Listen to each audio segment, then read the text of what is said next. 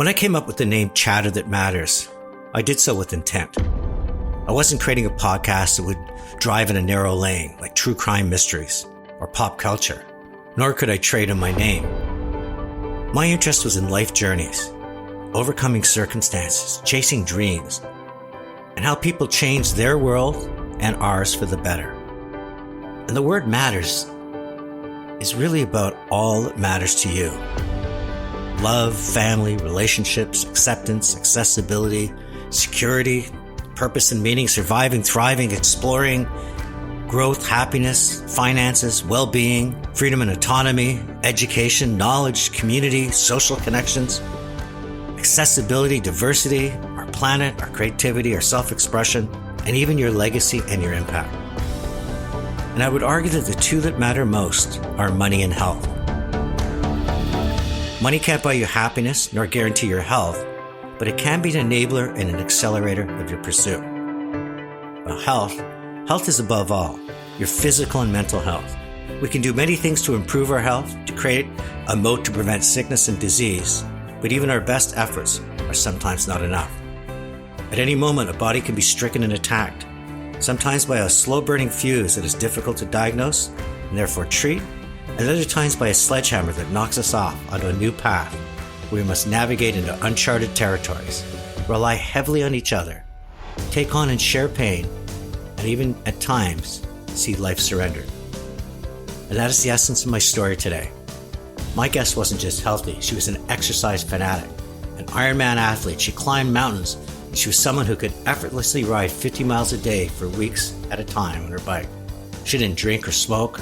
Her mental state, you could argue, had few filters, as she was in a constant pursuit to test the boundaries of her human ability. Until one day she couldn't. And I knew it. I knew it. I knew there was something wrong in my body. An undiagnosed tumor had come to life inside her brain and had been growing possibly for 10 years until it was impossible to ignore. Forced to stop and reflect on my entire life.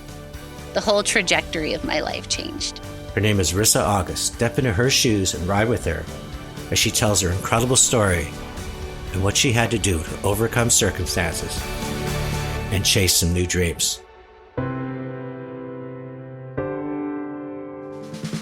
This is Chatter That Matters with Tony Chapman, presented by RBC.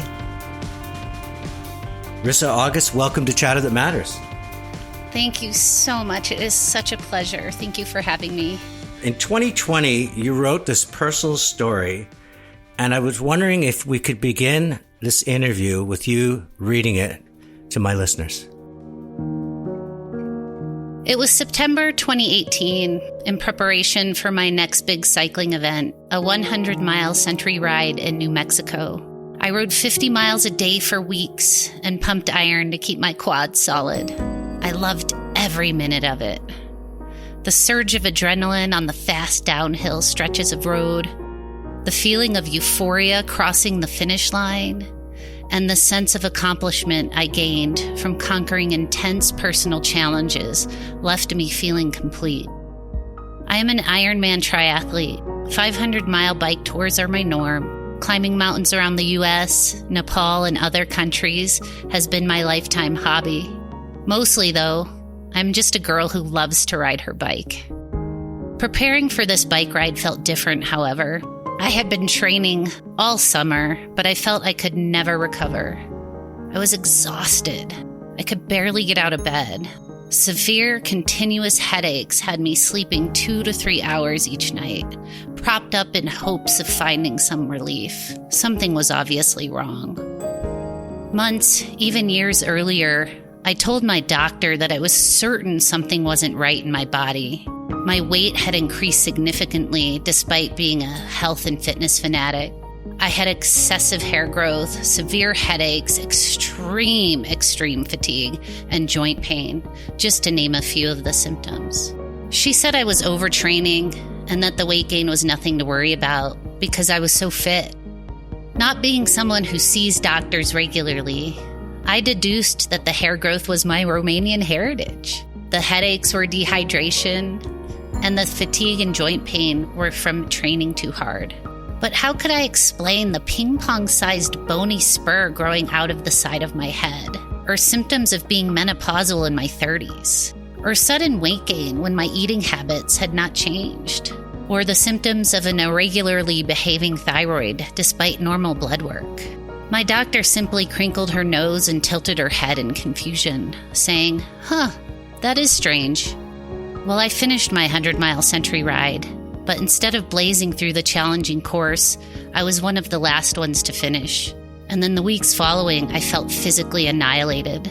The headaches worsened and became close to unbearable. This time, I asked my doctor for an MRI. She said, no, I don't think that's it. I don't think you need one. To get people to step into your shoes, I want to sort of ride back into your childhood to just kind of talk about how you're wired and your approach to life. And the obvious question first is, where did you grow up? I grew up in a suburb of Cleveland, Ohio. I love reading your book, and we're going to talk about it a lot more, but when your dreams, they always talk about people wanting to be an astronaut, or you wanted to be an archaeologist because of Raiders of the Lost Ark. I can't see you as someone with a toothbrush sitting in a pit for hours trying to make sense of whether that thing is a knife or a bull. I mean, what attracted you to this whole concept of archaeology? It was the Raiders of the Lost Ark movie. I was fascinated, and I think it was the adventure of it and the exploration. I was just so curious. I was such a curious child. And it's funny because when most little girls were out playing with dolls and house, I was digging in the backyard trying to find animal bones and things like that. And the other thing that you talk about from your childhood is that you were always a pleaser. You wanted to make everyone around you happy. I'm curious, was it because within your family unit, there was a lot of tension, or is it just kind of, you're just wired to make peace? I grew up with an alcoholic father, and an extremely abusive household, from both parents, and physically and verbally abusive. Somewhere along the line, I took it on as my job to try to keep the peace. If I'm as good as I can be, if I'm perfect, then maybe it'll be enough to bring everyone together and everyone will be happy and love each other. And if I can just be really good and, as I said, as perfect as possible, maybe I can fix things. I grew up in a similar household, but not so much on my mother's side, my father's side.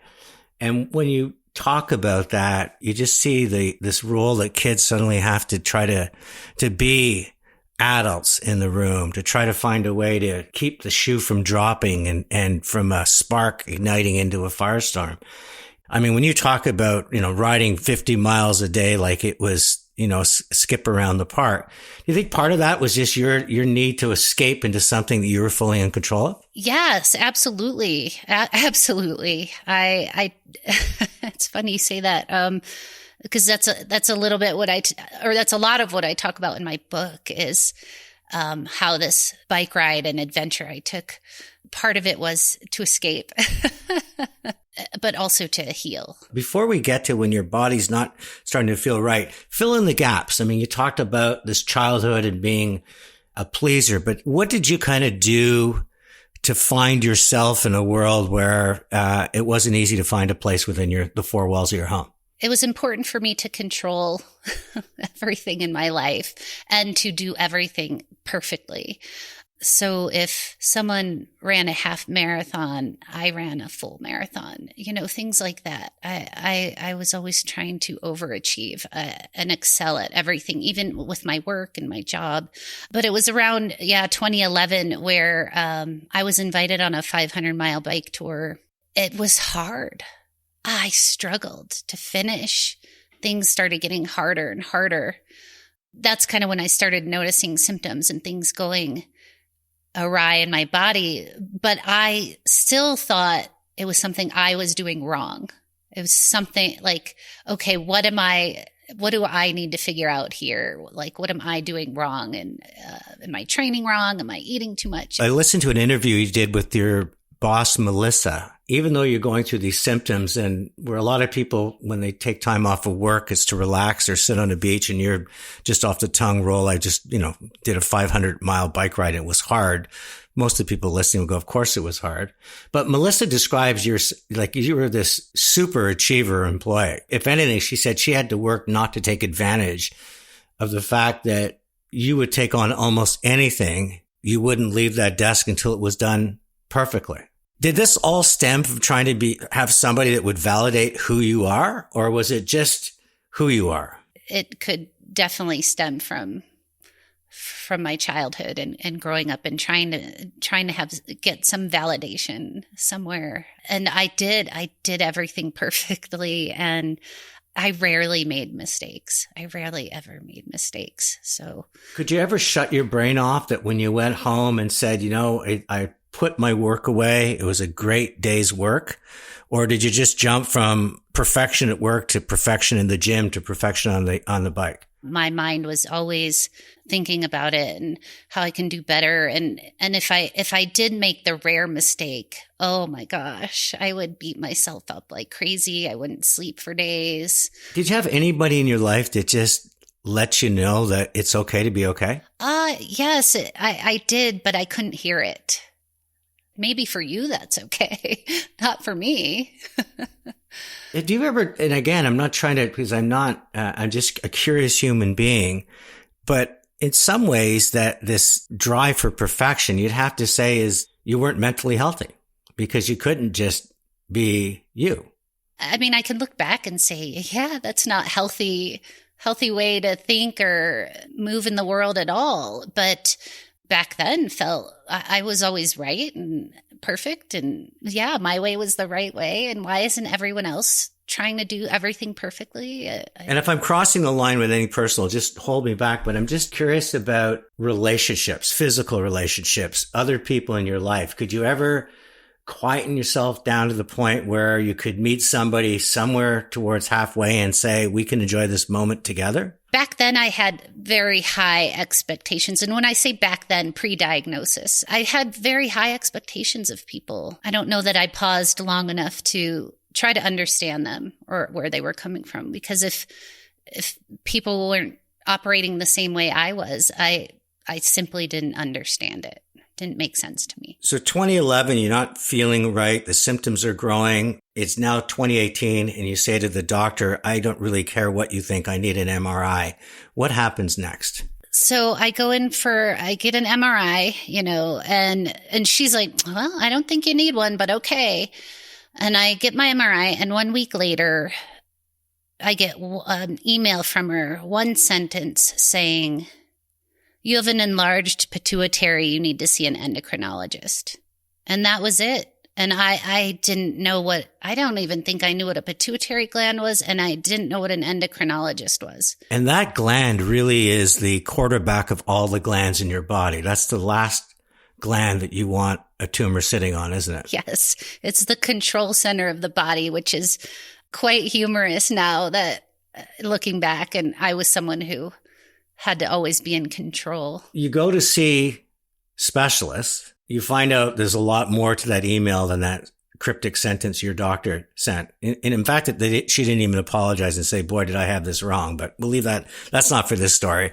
What kind of blow did they hand you when you started to understand what these words meant? Yeah. So I'm sitting in the endocrinologist's office, and there's on the computer screen is an image of a skull, and you can see the two eyeballs, and there's this big gray blob in between the two eyeballs. And she's like, this has got to come out. And it was so surreal. And I was like, well, I don't know what that means. And I'm very busy. So can we just get on with it? And she's like, well, no, this means brain surgery. And it still wasn't computing. And then she decides to say, and furthermore, you have this rare disease. I'm 99% sure one test will confirm it for us. But it was a mix of emotions because I felt validated. like I felt for years, I knew something was wrong. I kept searching and trying to figure it out and doing my own research, and I could not figure it out. Nothing led me to a pituitary tumor. And I felt validated and confused at the same time. Did she sort of outline then or soon after what this new gauntlet in life? Because it was no longer about an Ironman or 500-mile bike race. I mean, did you ever comprehend that this could be life or death, or a very different life than you ever thought someone with such, high expectations of themselves would have to live? Oh, no way. I was going to be back on my bike in no time. I was going to be back to training in no time. So whatever kind of rules were out there in the universe, they didn't pertain to me. And one of the things that you had to go through was surgery, though, right? Yes. How hard was it for you, who's always been in control, to try to navigate the realities of a healthcare system, healthcare insurance, trying to understand different opinions and stuff? I mean, that you suddenly go from being in control, I would imagine, to quite out of control. Yes, absolutely. And I had to see many specialists and doctors, and I wasn't a favorite because I was very, controlling and outspoken and trying to get the answers, really. When you decide to have surgery, and what I read, there was sort of 3 or 4 months before you're going to go into it. And Melissa takes on a very different role to me in your book. She becomes maybe less of a boss to almost a mother figure or a sister. I thought that was just an important part of you kind of realizing maybe there was more to life than just you. I finally was getting the support and love that I always probably was seeking since childhood. And I was still struggling to accept it. It's almost like I didn't even know what it was to accept it. But yes, absolutely. She really became a powerful, loving, supportive force during that time. So you have surgery and you come out of it. And in Hollywood, it's always, you recover and the next day, like you said, you get on your bike. But even months after your surgery, you describe yourself as unable to leave the house, barely able to walk around the block, go to your mailbox. And you knew you couldn't exist in this way. I mean, this must be for you feeling like every day wet cement is being poured on you. You're getting further and further away from everything that you valued, which is your way to just get out and escape and ride Captain Ride. And that's such a good metaphor for it, because some days it actually felt like that. Like I was in cement and I couldn't get out of bed. I couldn't drag myself out of bed. And I was beating myself up for it. I was still blaming myself at this point of like, why aren't you stronger than this and better than this? And you need to get out there. And so I was pretty hard on myself during that time. After the surgery, it's not that, come back and see me in 6 months. I mean, you've almost given a life sentence of being very attached to medicine and radiation treatments and a whole variety of things that once again are going to be obstacles you have very little control over. I was such a health fanatic. I wouldn't even take ibuprofen or Tylenol. Like I would try to not put anything what I called toxic in my body, like ever. And so all of a sudden I'm faced with the decisions of radiation treatment. And now I have to be on medication for life. And I have to constantly go to the doctor and get poked and prodded and blood work and MRIs. I mean, it's the rest of my life. Did you ever become not only a patient, but a study that for the universities or anything that people said, we want to learn from what you're going through? I did, but not necessarily for those reasons. Some medical professionals and pharmaceutical companies, the attention I got from them was, wait a minute, you're a patient with acromegaly and you're going to do what? You're going to do this bike ride? So when I made that decision to do this bike ride, that's what caught their attention. So let's talk about it, because you've written this incredible book, The Road Unpaved, Border to Border with a Brain Tumor and a Bike.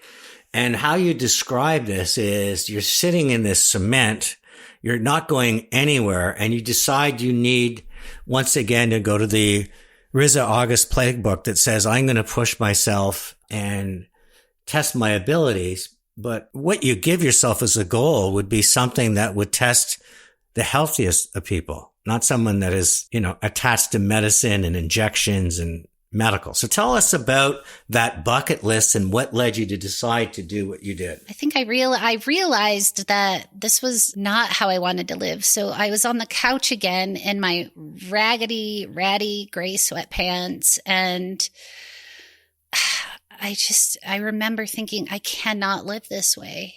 Riding across country was always something I wanted to do. And it started coming into my awareness that I never gave myself permission to really fully live and be who I wanted to be. I always had these limitations and these blocks. Well, I have to be very structured and rigid and do it this way. And I, all of a sudden, something just came over me and I'm like, I want to live. I want to live and live fully. So I start looking at cross-country, coast-to-coast bike tours, and none of them were exciting me. And then I found the Pacific Coast bicycle route. Well, you call it a road. It's 1,845 miles.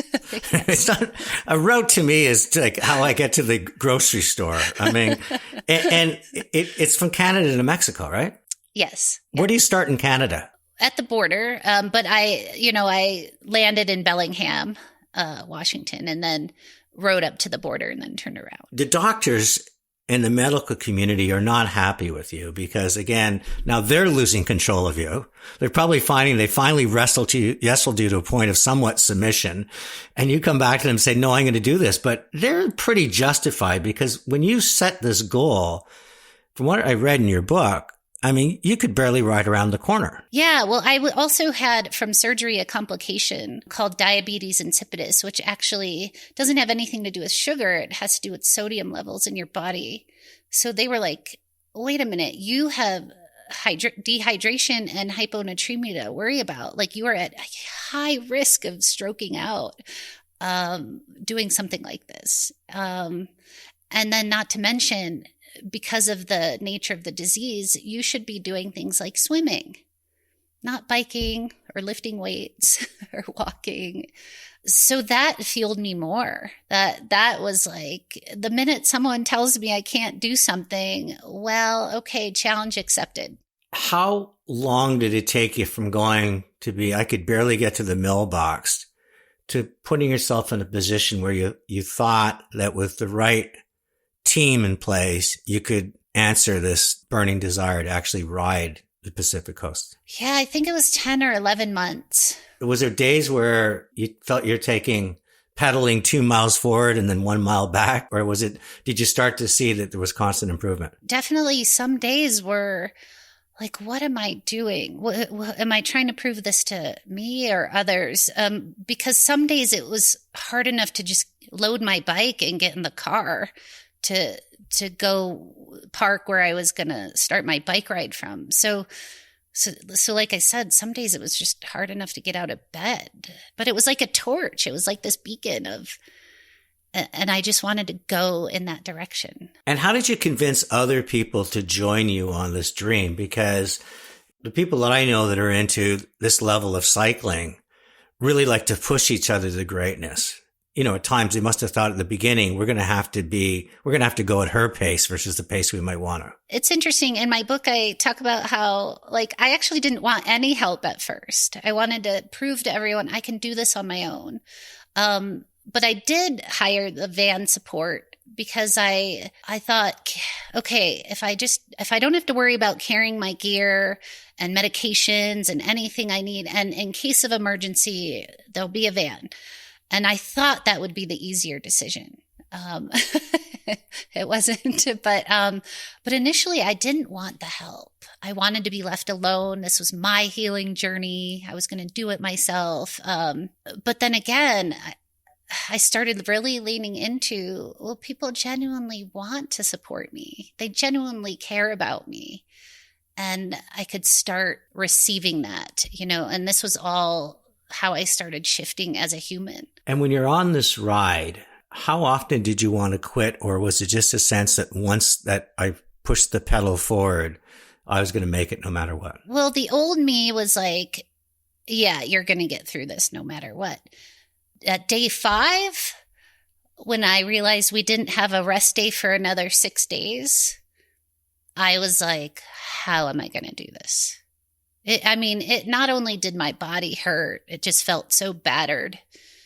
But it was rainy and cold and windy and pretty miserable conditions for like weeks.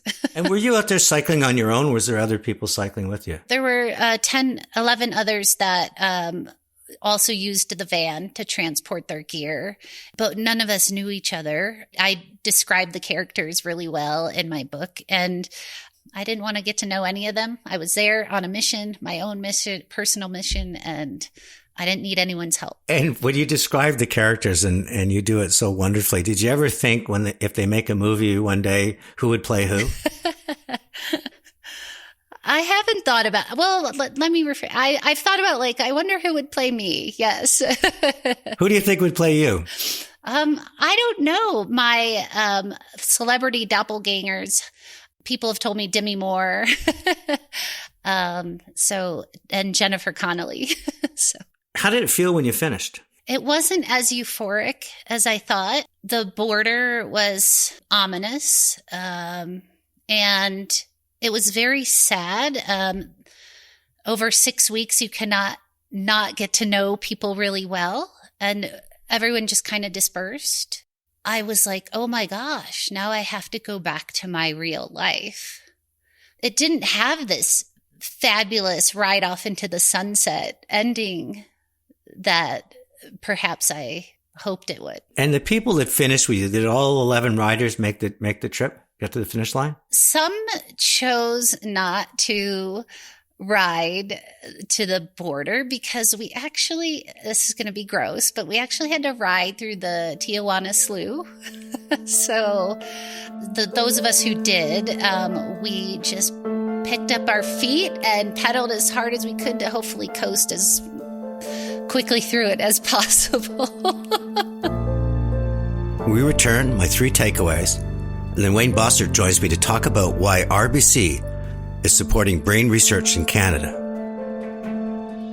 Hi, it's Tony Chapman, host of Chatter That Matters, presented by RBC. Did you know a traumatic brain injury happens every 3 minutes in Canada, and the impact on the victim, the family, and our healthcare system, well, it can be emotionally, physically, and financially paralyzing. Add to that our aging population dealing with dementia and other brain disorders. So a big shout out to the RBC Foundation for being part of Brain Canada since day one and investing more than $2 million to fund breakthrough research. Supporting and advancing world-renowned research, well, it matters to you, to our healthcare system, and to RBC. If I see something standing in between me and where I want to get to, instead of it stopping me in my tracks, well, how can I go around it? How can I pivot? How can I go over it? Or sometimes you have to go through it, and it's really hard, but it gets you to where you want to be, which, oftentimes is a much better place. You're listening to Chatter That Matters with Tony Chapman, presented by RBC. My guest today is Risa August, and she's truly one who defies all odds with her spirit and spirituality. You're an inspiration, and your book is something that I'm going to obviously put in the show notes, but encourage people to read because it just truly is such an incredible accomplishment. I had a gentleman on my show a few years ago, W. Mitchell. And W. Mitchell came back from Vietnam and he was a gorgeous human being and got his job. He survived Vietnam intact and riding his brand new motorcycle. Just took his first flying lesson, got sideswiped by a laundry truck and his gas tank exploded and he got burned past the point. Nobody thought he would survive. And about 7 months later, in such pain, he said, "Can I get my flying manuals? I want something." That was his bucket list. He wanted to fly. And everybody just thought, they didn't know if he's still going to make it or not.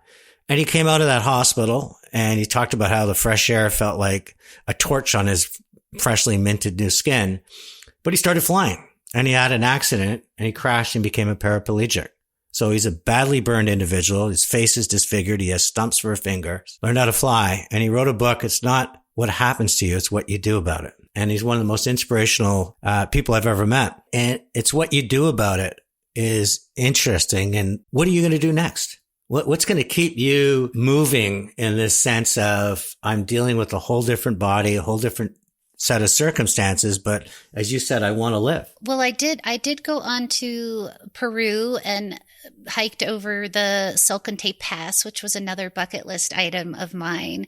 And I started taking a lot of classes. I started letting go of like, okay, I have to be the girl who's always on my bike. And I started letting go of that person and embracing all these new things. So I've taken a boxing class. I've taken a silks aerialist class. I even took a dominatrix class, which I still am bashful and giggle about. But like, I'm just trying all these new, incredible things just to try them. And some are fun and some I'll never do again. But I'm still so happy that I've tried them. And then my next big adventure is riding the Camino de Santiago in northern Spain. And I've also just been invited to Switzerland to do some of the more popular bike rides that are part of the Tour de France out there as well. So I have those both in my sights. And your mantra is living unleashed. I'll put a note to your website as well, because you really have become, I think, a healer, and you've got a much more spiritual quality to some of the stuff that I'm seeing on you. Tell us a little bit about that and what people will find when they go to Risa Unleashed. I want to inspire, and I want to help people remove those blocks and limiting beliefs, because oftentimes we're our own block. We're the ones limiting ourselves. And those are just things. So how do we go around them or over them or through them? And the one thing I ask myself in every situation is, well, what can I do? Instead of looking at the things I can't do, well, what can I do? And it reminds me of going back to when I was in the midst of my radiation treatments. I couldn't walk to the mailbox. I couldn't get on my bike. So I started painting. I don't consider myself an artist, but I started painting. And I started gifting people with these Native American inspired talking sticks. People were like, these are amazing. And now I sell them all over the world. And I don't do it for the money, but I do it because it's such a healing process for me. And so I'll never so for me, it's, well, what can I do? I end my shows with my takeaways, my 3 takeaways. The first one is, I like both me's. You talked about your 2 me's. It's almost like you have 2 very different personalities. But I want to hug that first me who grew up in an abusive household that no child deserves, and how you just sought validation in this new me that just says, I want to live. Second thing that I think is so important for the listeners is the importance of having a bucket list, and not just as a dream, but animating it in a way that even if a situation as horrific as yours was, sometimes that dream becomes a light on a path that forces you to go from, I can't walk to the mailbox, to starting to get on a bike, to doing what you accomplished. And the last thing is and I just changed it when you talked about unleashed, is the sense that so often the circumstances we have to overcome in life are circumstances we've created or accepted, and maybe sometimes want because they keep us from pushing forward. They're an excuse. And I think what you said is that when you can go through them, when you can decide that you can do it or pivot. And I love what you said. I tried these different things. When I couldn't ride, I started to paint. I took these courses. Some of them make me giggle, but at least they kept me moving forward. And I think for all of that, I think it's amazing. And I think in some ways, a tumor you never asked for or wanted, the lack of control that it gave you, in some way, it also gave you a new lens and appetite for life, where you can accept the love of others and accept who you are. And maybe, as tough as it was, it's going to be time even better well spent as you go through your life. It's just interesting that you can find gifts in the most unexpected places. Joining me now is Wayne Bossert. He's a deputy chairman and head of global ultra high worth net clients. I'm actually going to focus on what Wayne does outside of the RBC Wayne, you've been involved in healthcare for a long time, serving on a number of boards, including Trillium. And more recently, I read that you're involved with Brain Canada Foundation. That's exactly right, Tony. What attracted you to Brain Canada Foundation? What do they do? Brain Canada is a national not-for-profit organization which funds brain research. We've been around for about 25 years, and we really focus on supporting bold, out-of-the-box neuroscience that leads to better detection, treatment, sometimes even cures for people living with brain conditions, whether it's traumatic brain injury or hundreds of other brain diseases that affects us all. You got to know, Tony, Canada is one of the 5 most active countries in neuroscience. Canadian researchers have contributed to major scientific advancements in brain research that have furthered the field both nationally and globally.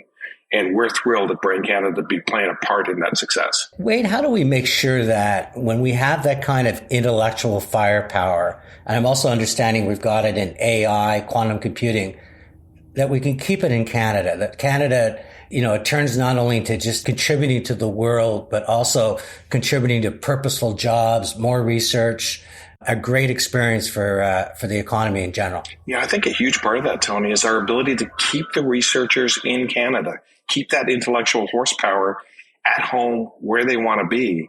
But they need access to funding. They need access to special resources. And that's specifically what Brain Canada does. It's a unique partnership with the federal government, specifically Health Canada, that matches federal government funding through the the Canada Brain Research Fund with contributions from donors and partners. To date, Brain Canada has matched nearly $145 million.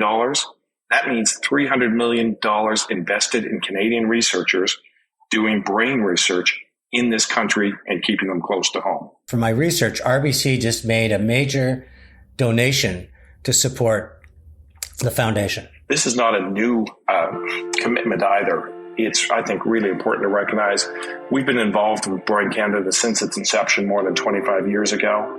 And I think it was a recognition by our former CEO and chair at the time, Alan Taylor, and Michael Wilson, who both looked at it and said, corporate Canada needs to do more.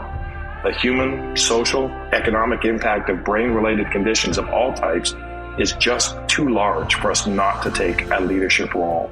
And so we were one of the founding members of Brain Canada. We've been actively engaged. We've committed funding, volunteer hours. We've got many of our staff that are involved with Brain Canada related activities.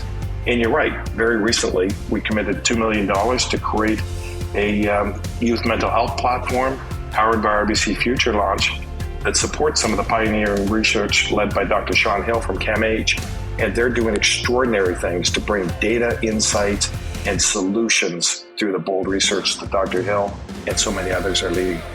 Wayne Bossert, it's always a pleasure to chat with you, and I'm so happy not only you came on a Chatter That Matters, but it's just music to my ears when you just know that corporate Canada is doing their part to, as your mission statement says, to help people thrive and communities prosper. So thank you for joining me. Tony, it was great to be with you, and thanks for leading the way in this important area as well. Chatter That Matters has been a presentation of RBC. It's Tony Chapman. Thanks for listening, and let's chat soon.